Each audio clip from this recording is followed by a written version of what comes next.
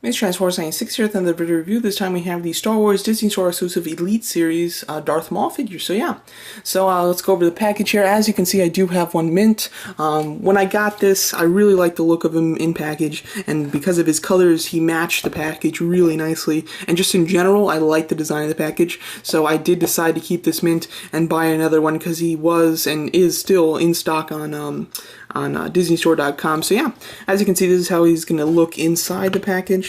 The lightsabers will be just on either side of him, and they are split in package. Overall, the packaging design is really nice, though. A lot of open windows, and even on the top here, so you can really see the figure and see the figure from multiple angles, as well as I love the fact that they do outline the package in this really nice metallic, shiny red. I think it looks great, and just makes the packaging look nicer. On the back, you do have a description of both the Elite Series and Darth Maul himself, so yeah. So let's go over the figure. So very excited for this one. He is part of their promotion on the Elite Series. Every 2 weeks, starting with Darth Maul, they are releasing a new Elite Series figure that represents one of the 7 movies from Star Wars, and obviously he represents the Phantom Menace. Next week it'll be Anakin for Attack of the Clones, and so on and so forth. So overall, this is a great one to start out that line from. It is a bit of a pain to get. If you want to get them in stores the day of, you have to go to your Disney store between 12 and 8, put your name in for a lottery, and if your name is picked, you will be able to buy him. You don't get him for free or anything, so it's a pain to buy him. But the next day they will have them online, so you'll have to wait longer if you want to buy him online, just because you have to wait a day and then you have to wait for it to be shipped, as well as you'll have to pay shipping. But other than that, there's not too many great things about just buying them in stores. It's more of a pain. However, very happy with the figure, so let's go over the figure. Going over the actual sculpt, I will be comparing him heavily to the Black Series one here soon. But just going over this face sculpt, I think it looks really great. Definitely really resembles Darth Maul from the movie. I think it looks fantastic. As well, it's extremely well painted. The lines are quite even where they're supposed to be even, and I think it looks fantastic. They didn't really get too much, if at all, or any sort of black paint bleed on his horns, which I think is great, and I think that's the #1 thing that is missed when it comes to paint for Darth Maul figures. Obviously, let's start the comparison between the Black Series one on this face sculpt. So overall, I think that, as you can see here, the Elite Series 1 definitely has a more movie-accurate face sculpt. I think it looks a lot better. I love the Black Series 1. I think it looks great. It's not as movie-accurate. And then his horns have red on his horns, which I've always hated. If you do look at their face paint, it is done in the same type of order. However, it is different. There are different things with it. So I'm not quite sure which one is more accurate. You're going to have to watch the movie and watch some stills. However, I think that they both do the paint really nicely. It's more organized with the Elite Series one, so it kind of has that more. It has a more accurate look to it. Whether it is more accurate just in the way the face paint is designed, I'm not quite sure. However, it does give the illusion of it being more accurate. One thing that I will mention is that there is on his face paint one black line. There you go, right above his eye. And then on the other side, there isn't that black line. At first, when I just had one of these Darth Mauls, I thought that it was a paint mess-up. However, on both of my Darth Mauls, it is like that. So that isn't, it's an intentional paint splotch. Now, on the Black Series one, let's get it to focus on him. There you go. He has it as well. There, as you can see, he has it there and on the other side. So I'm not quite sure if in the movie he just has that line on one side of his face or both. But like I said, the face paint is different between the two. Not quite sure which one is more accurate. They both look great. However, I think that this face sculpt is more accurate just looking in general, and more realistic looking than the Black Series one. Going over the actual costume here, it looks really nice. They've sculpted it really well, done some great lines, and it is done in I would say either a dark gray or a light black, more I guess light black design, which I think is pretty decent. Now, I do love the deep black that they've gone with on the Black Series one. I think that looks a little bit better. However, I don't mind this, and this might be more accurate. I'm not quite sure. However, it does look good. I do prefer the darker black. And then they've gone with a very dark glossy black for the gloves, belt, and boots. Overall, a really nicely designed figure, as you can see. The cloth is a softer plastic. It's not quite rubber, but it is softer, so you can pose his legs, and this doesn't really doesn't hinder his articulation too much. There is a bit of a hindrance, but nothing too extreme, so that's not too bad. And overall, just a really nice sculpt in general. I have to say I like it a lot. His lightsaber looks really good. The only problem I have with it is the black lines on the ends of his lightsaber. Those aren't accurate, and they're not even painted that well, so I'm not quite sure what prompted them to do that, but I don't like the look of it, and like I said, I don't think it's accurate.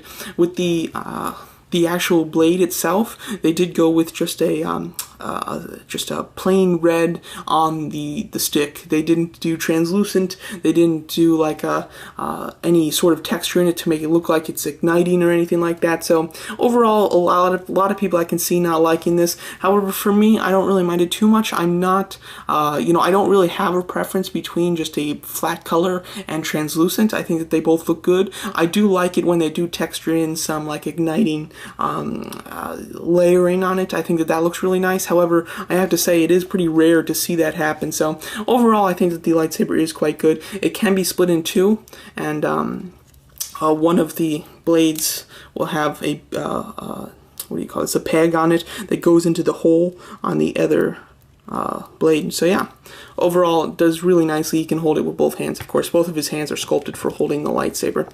Going over the articulation here is pretty standard Elite Series articulation, except that he does have one extra joint compared to all the other Elite Series figures so far, so that is quite interesting. First of all, he's got a ball jointed head, which is nice. He can look up and down slightly, side to side, of course. Unfortunately, just the way that his neck is sculpted, he's kind of slightly hunched over with his neck. Because of that, when you turn his head, he will have that tilted head, unfortunately. With all the other Elite Series figures, their neck isn't so pointed into their head and more going up, so they are able to turn their head without giving this kind of strange tilt to it. But that is only, the tilt is only occurs when you have his head extremely turned.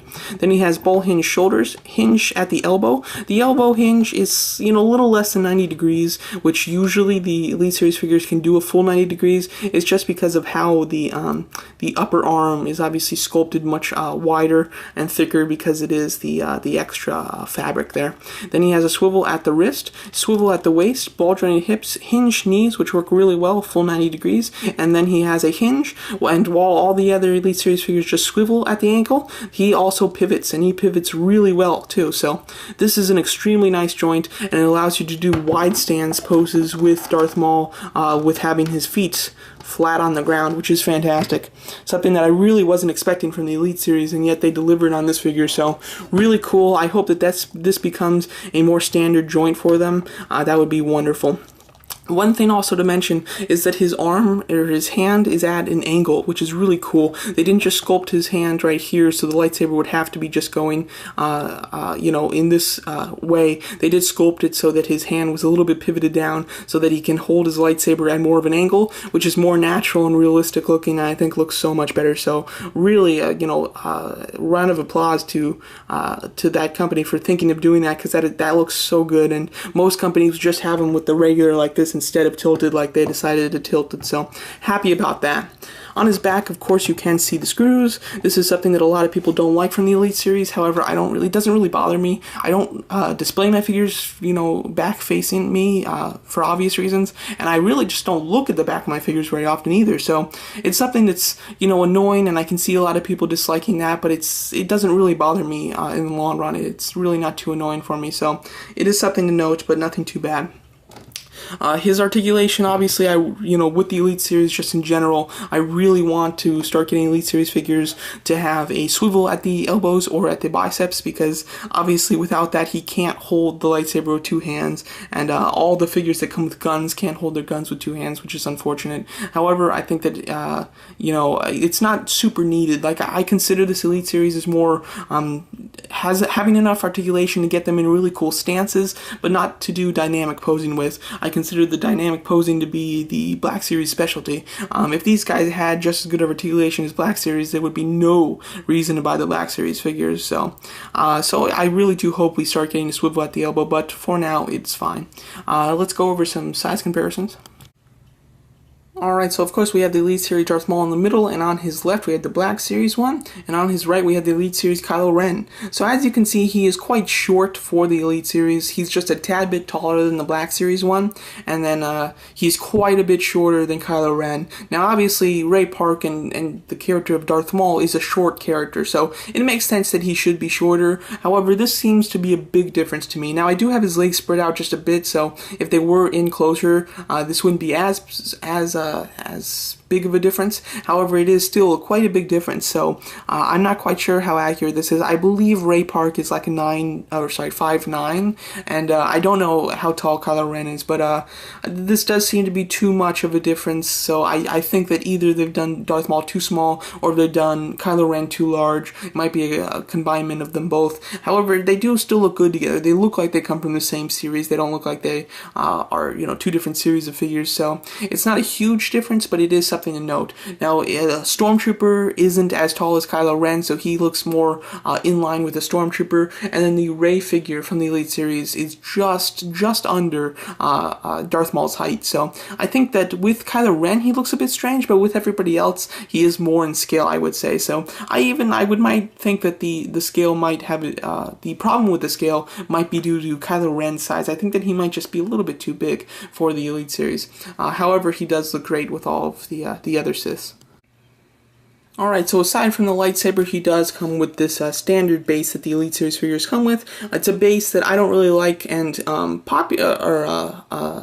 unlike popular belief, the Elite Series figures can really stand up on their own. I have no problem standing them up, and I stand up all of my Elite Series figures without their bases, and they're all fine. So I don't use the bases, but if you are worried that the Elite Series figures, because they're so heavy, because they're die-cast, then this would be a good thing to use. However, the base design in general I don't really like. I wish that they would do some silver or some chrome outlining the Star Wars name, or maybe do a nameplate that says Darth Maul. Something to kind of give you a wink that this is a special figure, being that it's die-cast, or just, something better than this really plain just oval that says Star Wars on it. So yeah, overall though, this is a great figure. Would highly recommend it to any of the Elite Series collectors.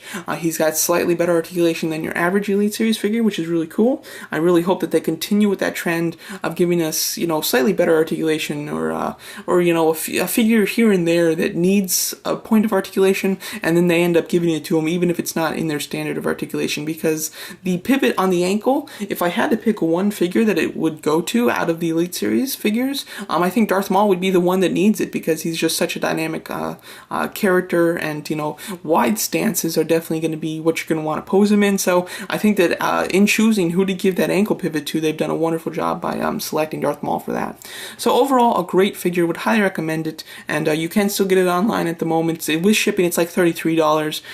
In stores, I only got it. I got the one in the lottery in stores, and then since then I've never seen it in stores, so I think you'll probably have to buy it online. Overall, a great figure though, and I'm very happy with it. So there you go. That's my review of the Star Wars Disney Store exclusive Elite Series Darth Maul. Thanks so much for watching.